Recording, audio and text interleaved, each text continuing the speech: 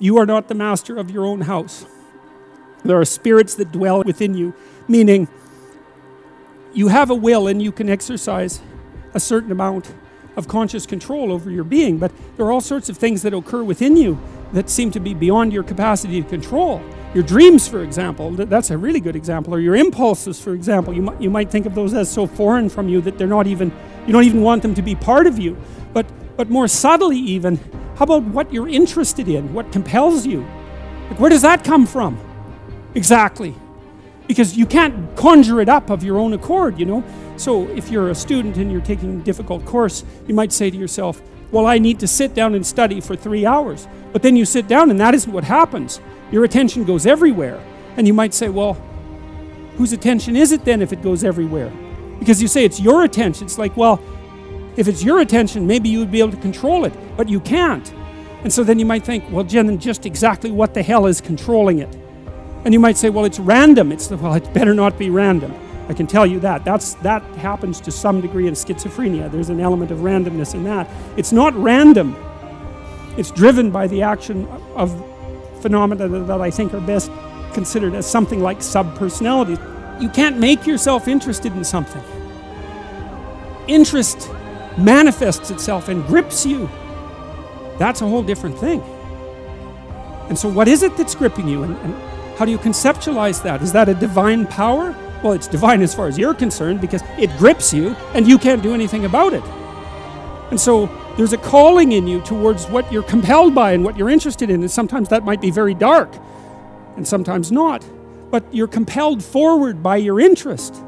And so the idea that what moves you away from your country and your father's house and the comforts of your childhood home is something that's beyond you and that you listen to and hearken to. That's exactly right. And you can say, well, I don't want to call that God. It's like, it doesn't matter what you call it exactly. It doesn't matter to what it is, what it's called. It still is. And if you don't listen to it, that's the other thing. If you don't listen to it, and I've been a clinician and talked to enough people now, as old as I am, to know this absolutely. If you do not listen to that thing that beckons you forward, you will pay for it like you cannot possibly imagine.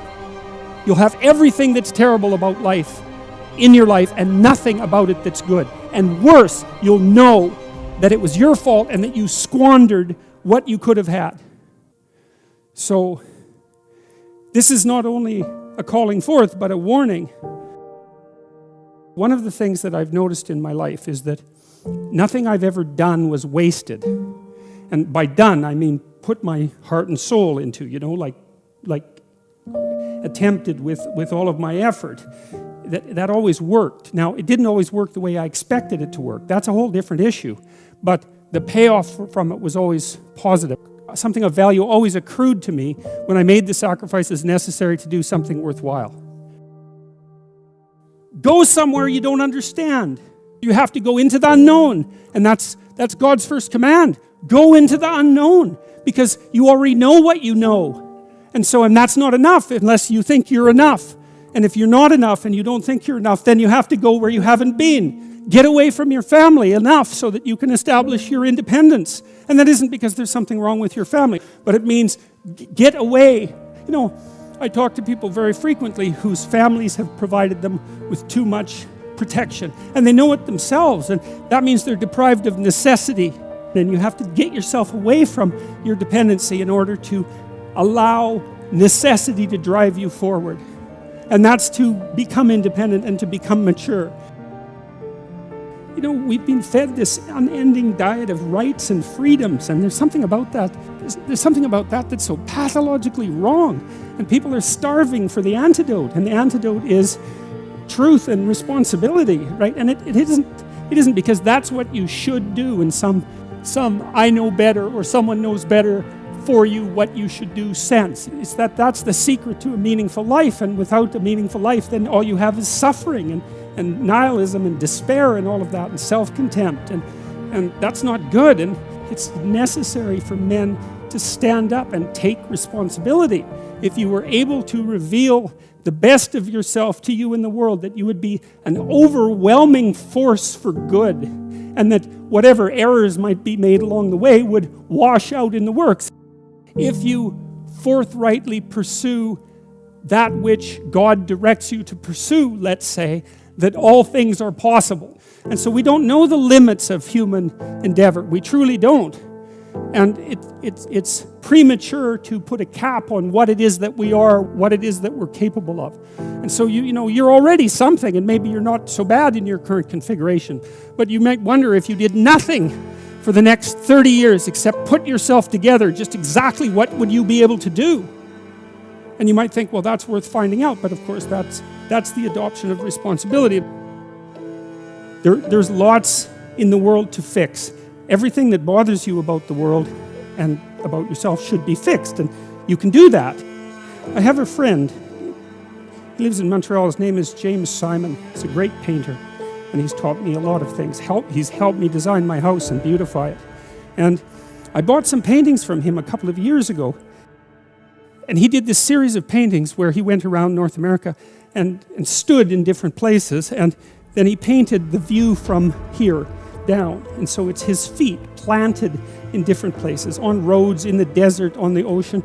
Yeah, well, he was trying to make a point, and the point was that wherever you are, it's worth paying attention. And that's because, so all these places that he visited, he looked at exactly where he was, standing by the side of the road in the desert.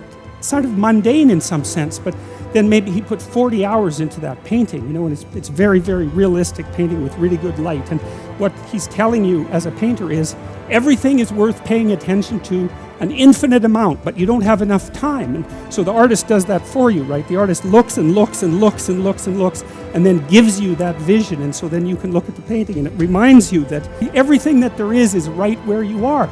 And that's a hard thing to realize, but it's actually true. And so I've been telling people online in various ways and in lectures that they should start fixing up the world by cleaning up their room. How you would like your life to be, what you would like your character to be 3 to 5 years down the road, if you were taking care of yourself like you were taking care of someone that you actually cared about. So you kind of have to split yourself into two people and treat yourself like someone you have respect for and that you want the best for. And that's not easy, because people don't necessarily have respect for themselves, and they don't necessarily want what's the best for themselves, because they have a lot of self-contempt and a lot of self-hatred and a lot of guilt. I think you have an obligation. It's one of the highest moral obligations to treat yourself as if you're a creature of value. How you would like your friendships to be conducted.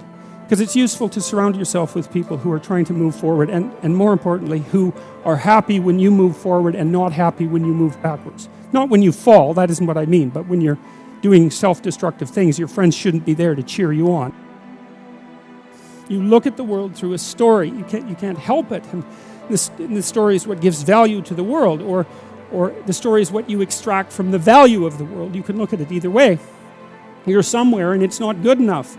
Right? That's the eternal human predicament. Wherever you are isn't good enough. And to some degree, that's actually a good thing, because if it was good enough, well, there's nothing for you to do. So it's actually maybe a good thing that it's insufficient. And that might be why sometimes having less is better than having more. And I don't want to be a Pollyanna about that. I mean, I know that there's deprivation that can reach to the point where it's completely counterproductive. But it isn't always the case that starting with little is... If you start with little, you start with more possibility. It's something like that. So you move always from what's unbearable about the present to some better future, right? And if you don't have that, then you have nothing but threat and negative emotion. You have no positive emotion, because the positive emotion is generated in the conception of the better future and then the evidence that you generate yourself that you're moving towards it. That's where the positive and fulfilling meaning of life comes. So you want to set up this structure properly. It's very, very important. And so what it means is that you want to be going somewhere that's good enough so that the going is worth the while. And you can ask yourself that. And, well, we know what's wrong with life. It's rife with suffering and insufficiency and deception and evil. It's all of that, obviously. Okay, what would make the journey worthwhile? Well, you can ask yourself that. It's like, all right, in order to bear up under this load, what is it that I would need to be striving to attain? And if you ask yourself that, that's to knock and the door will open. That's what that means. If you ask yourself that, then you will find an answer, and you'll shrink away from it. You'll think, well, there's no way I could do that. It's like, well, you don't know what you could do. You don't know what's possible. And you're not as much as you could be. And so God only knows what you could do and have and give if you sacrificed everything to it. You have to sacrifice that which is most valuable to you currently that's stopping you.